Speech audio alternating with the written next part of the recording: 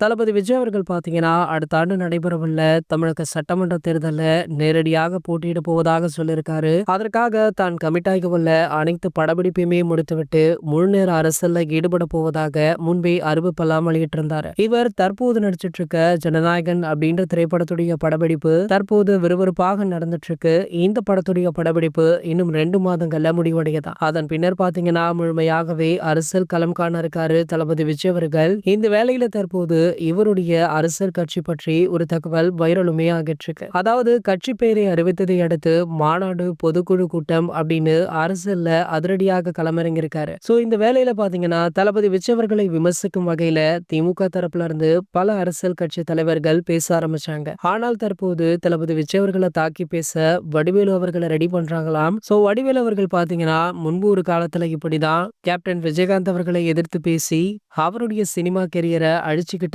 மீண்டுமே அதே தப்பு பண்ண மாட்டார் அப்படின்னு வடிவேலு தரப்புல இருந்து தகவலுமே வெளியாகி இருக்கா. ஆகையால திமுகவிற்காக திமுக தரப்பு தான் பேசியாக வேண்டும் அப்படின்ற தகவல் தற்போது வெளியாகி வைரலுமே ஆகிட்டு இருக்கு. இது போன்ற செய்திகளை பத்தி நீங்க உடனே தெரிஞ்சுக்க நம்மளுடைய சேனலை மறக்காம சப்ஸ்கிரைப் பண்ணிக்கோங்க.